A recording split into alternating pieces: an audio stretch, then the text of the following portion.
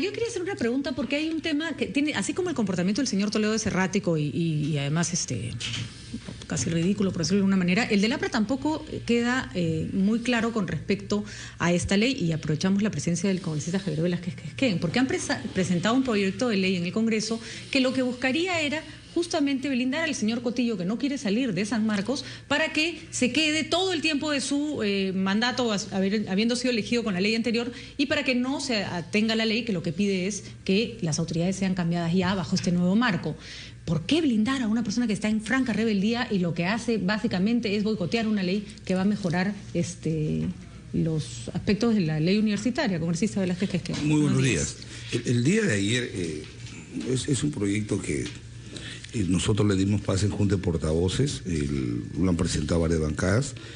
Tenía como propósito precisar una competencia que la ley claramente no lo decía en cuanto a lo de la SUNEDU, de que las comisiones estatutarias de las universidades elaboraban el cronograma de actividades para elegir las nuevas autoridades antes que se venza el de las autoridades vigentes.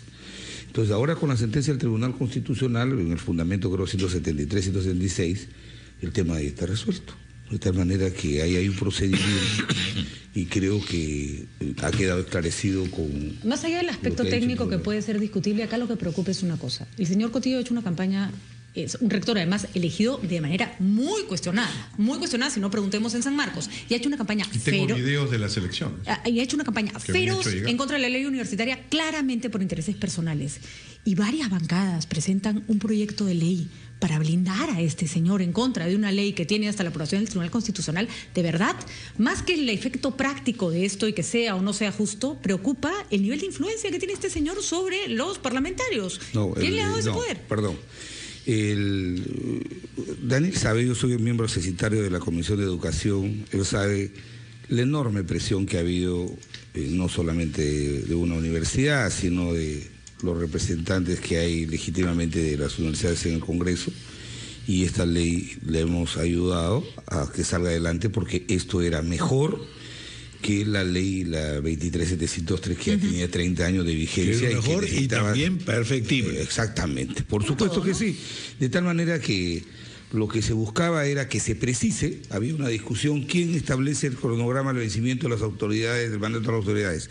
¿El SUNEDU o lo que decía estrictamente la ley? Que había un cronograma impulsado por la Asamblea Estatutaria, no había esa precisión, se presentó el proyecto de ley, el día de ayer inclusive estuvo Daniel, estuvo en contra. Él estuvo en contra, todas las bancadas estaban a favor de que esto se discutiera, pero luego 2 horas más tarde sale esta sentencia del Tribunal Constitucional y se precisa ahí claramente. Una pregunta, ya, quedó claro, gracias, congresista. ¿A cuántas personas favorecía este proyecto de ley?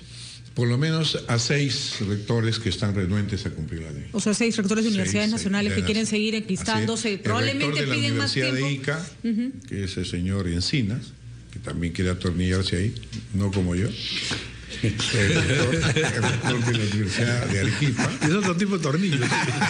Otro tipo de tornillo. El rector de la Universidad del Cusco, que ya tiene su estatuto, y sin embargo, por una acción de amparo a un candidato, dice, me ha puesto un requisito muy alto. Porque ahora el requisito de ley es doctor. ¿Pero qué le ha agregado a la universidad? Con tesis doctoral. Y está permitido en base a su autonomía. Entonces, como hay muchos doctores Bamba, entonces realmente... Con tesis. Con tesis doctoral. Está bien, pues. Y él denuncia esto ante un juez y el juez dicta una medida y para la elección. O sea, un profesor está quejándose con su universidad porque le pide una tesis. Le pide ¡Ay, qué tesis. fantástico! Ya. Para que tengan idea. ¿Y por qué le van a pedir que investigue? Claro. ¿Sabe cuántas le van a pedir que piense? ¿Cuántas dinero tenía esta universidad del Cusco? Anual. Casi 600 millones de soles. Dios mío. Bueno, esa es la ley de Javier Velázquez Quisquén y compañía, es la que defiende este tipo de personajes. Entonces, la ley 23733, la anterior, cesó a todas las autoridades el día de su publicación.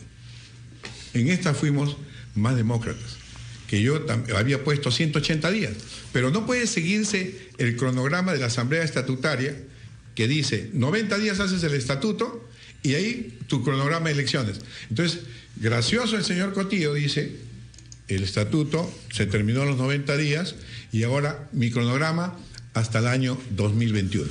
Una última cuestión, congresista Daniel Mora, porque son los comentarios que se han corrido permanentemente con respecto a usted, y ya no solo que se ha entornillado, que ya es, digamos, la acusación de su presidente partidario, sino que en realidad se ha vuelto usted terco y se ha empecinado y ha mostrado pues un carácter de militar que no cede para nada y que no es una batalla esta la más aconsejable.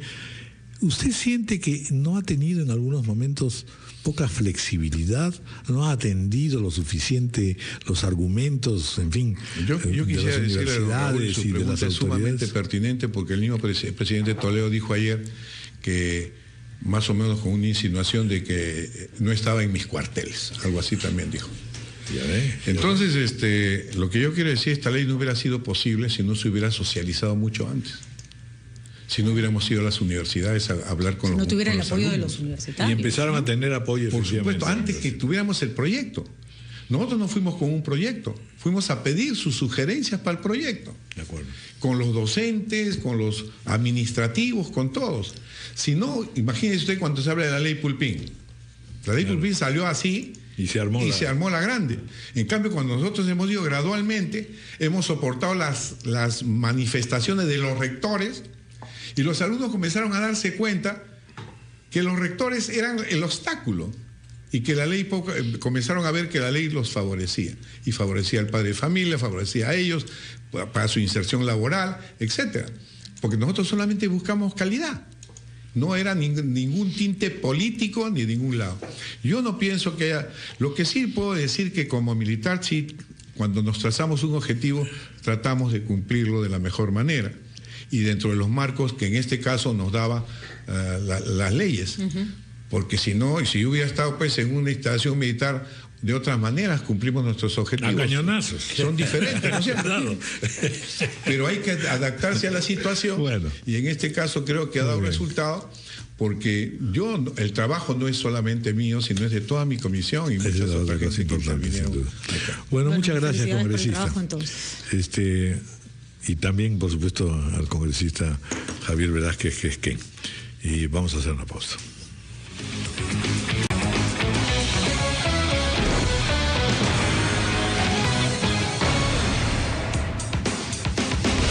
Wilder Ruiz. La verdad que ya un oyente o en fin alguien que ve cómo evoluciona el Congreso no llega a entender nada, ¿no es cierto? Al final no solo ya que hay peleas constantes, sino que en definitiva se salva un señor Wilder Ruiz que a todas luces pues evidentemente tiene una conducta absolutamente impropia, ¿no es cierto? Y a su vez el señor Daniel Abugatá resulta sancionado con 120 días menos, en fin. ¿Cuál es su apreciación de todas estas situaciones que primero son curiosas? diré mi apreciación. Yo hubiera estado en el Pleno, no estuve, pedí licencia porque tuve una reunión con los transportistas de Lima, y yo hubiera votado a favor de la sanción, en coherencia con el planteamiento que había sostenido Mauricio Mulder en la Comisión de Ética. Que es elemental, ¿no es cierto? Entonces, yo hubiera votado a favor. No había un elemento que hubiera podido cambiar las circunstancias. Segundo, quiero decir lo siguiente, que el señor Wilder Ruiz era de la bancada nacionalista.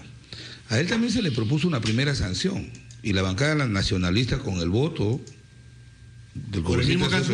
No. ¿Por otro caso? Por haber alterado información en su hoja de vida. Ya. Con el voto de todos los nacionalistas, lo salvaron. Entonces ahora resulta que en noviembre del año pasado, esta trabajadora hace la denuncia, se investiga, se propone la sanción. ¿Y quién encarpeta la propuesta de sanción en el Pleno? La señora Ana Solórzano. ¿De qué partido? ¿Del Partido Pero Nacionalista? sí ahora está reclamando... No, perdón, pues, permíteme terminar. Dale. ¿Qué es lo que pasa? Viene la propuesta de sanción, no la ponen en debate, se va la señora Solórzano y también se va de la bancada nacionalista el señor Wilder Ruiz. Ahora sí. Ahora viene la historia. Ahora que Luis Iberico está poniendo todos estos informes que han sido embalsados por la gestión nacionalista, comienzan a surgir estos incidentes. Por ejemplo, hasta ahora se está negando el congresista Víctor Isla a que se debata, por ejemplo, el informe de los servicios de inteligencia de la DINI. No quiere sustentarlo, no llega, no hace coro. Eso es importante y lo que usted dice también, luego lo podemos revisar más extensamente, cómo es que se embalsaron algunos proyectos importantes. Pero el caso específico del congresista Wilder Ruiz, Comisión de Ética reclama para él 120 días, la máxima sanción. Así es. Y ayer, en una sesión reservada, no sabemos qué pasó, no se le da pero ni un día. Así es, ¿Qué ha pasado? ¿Qué explicación le han dado? Bueno, tienen que dar la explicación los congresistas que han votado. Lo que yo he preguntado en mi bancada, y le digo que claro, ¿por qué ¿qué le han tuvieron dicho? que ¿Por votar? qué? Me dijeron que faltaban documentos, informaciones que no se habían dado. Entonces, felizmente que se ha planteado ahí una reconsideración y eso se va a ver. Lo otro que quiero, y también lo quiero decir lo siguiente, con respecto a la sanción. Y yo creo que los que hemos sido presidentes del Congreso tenemos una mayor responsabilidad con el cumplimiento de las normas y los reglamentos del Congreso. Si los que hemos sido presidentes del Congreso lo perforamos, los procedimientos que establece el Congreso, yo creo que eso no atenúa responsabilidad, sino agrava la responsabilidad. Entonces yo votaba a favor de la sanción el día de ayer, porque sí considero que les guste o no les guste a algunos, que la sesión haya sido secreta, o que las condiciones... Hubo un acuerdo, el presidente del Congreso no toma la decisión, dice vamos a sesión secreta, O sino sea, al margen del tema de fondo, al margen del tema que se todos está... estuvieron de acuerdo. Al margen del tema que se está revisando, se tenía que respetar ese acuerdo de mantener la reserva de la sesión. Mira, te digo, si el quien conduce un Congreso, que tiene que poner el orden a través del reglamento, perfora un acuerdo, una de esta naturaleza, yo creo que es un tema reprobable. Entonces yo también estoy preocupado por el tema de que no se ha sancionado a Wilder Ruiz, pero también creo que tampoco podemos ir al otro extremo, ¿no? Yo estoy de acuerdo en que las reglas están para respetarse. Creo que la sanción impuesta al congresista Bogata es absolutamente excesiva para una falta que podría haberse resuelto con 15, 20, 30 días de sanción. 120 suena a venganza, pero hay un punto que también esto nos debe servir para evaluar determinadas cosas. ¿Por qué la Comisión de Ética va a sesionar en privado en un caso que involucra el comportamiento de un congresista? Cuando el congresista dice, quiero privacidad para hablar mal de alguien que no va a estar presente, no se va a poder defender, a quien probablemente va a difamar en privado, eso debiera hacerse público y la persona hacerse responsable de lo que dijo. Yo también cuando el congresista Bogotá era presidente del Congreso y en forma sumaria, cuando Marta Chávez interrumpió al presidente de la República en el discurso del 28 de julio, yo voté en contra de que la sancionaran, porque consideraba que era una sanción desproporcionada de 120 días. Claro. Yo consideraba Ahora, eso, pues, pero así son las cosas. Pero lo que pasa es que así no debieran ser, porque el Congreso no debería usar sus sanciones para vengarse, sino porque lo que resulta ridículo, congresista, es que hoy día Wilder Ruiz está sentado en una curul y Daniel... Por eso digo, para el común de la gente es completamente delirante. Está bien, pero don Raúl, yo estoy de acuerdo, absolutamente, eso se tiene que revisar. Pero tampoco lo que no puede permitirse es que las reglas que organizan el funcionamiento de un parlamento democrático, donde la decisión de que se pase a sesión reservada, la tomaron todos en el Pleno, nadie la objetó. Y luego este acuerdo se perfora y la perfora una persona que ha sido presidente del Congreso, a mí sí me parece que ese es pero una... él ha señalado que en realidad ya había terminado la sesión. Ayer no es así. Yo tengo el mayor de los respetos por Daniela Bogotá, porque le digo, si yo hubiera sido presidente del Congreso, yo creo que si me hubieran puesto una sanción más agravante por esta condición de haber sido presidente del Congreso, lo hubiera aceptado, porque esto no se puede hacer. Entonces, si ya mañana para mí ya no es sesión reservada, permito que haya sesión reservada, participo de ella, y porque la votación que se dio cuestionable, entonces yo quebranto una norma elemental de funcionamiento del Parlamento. Entonces, al margen del hecho, te lo digo, al margen del hecho, pero quiero dejar sentado muy en claro lo siguiente: este informe estuvo desde el mes de marzo, cuando la bancada nacionalista controlaba y administraba el Congreso. ¿Por qué no lo pusieron en debate?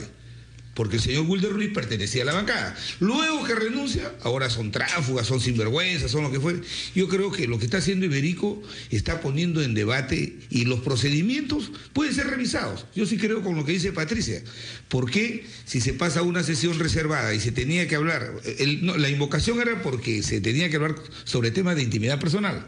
Entonces, si ese argumento ha permitido que se convenza a un grupo de parlamentarios para que voten en sentido diferente, lo que hay que hacer es hacerlo público. Entonces, ahora que va a haber la reconsideración, lo que hay que plantear es que el debate de esta reconsideración, y si la reconsideración prospera, sea público. Porque además esta pobre señora no tiene idea de qué le han acusado. Exactamente. Ni puede defenderse. Pero además, fíjate, mira, quiero decir algo.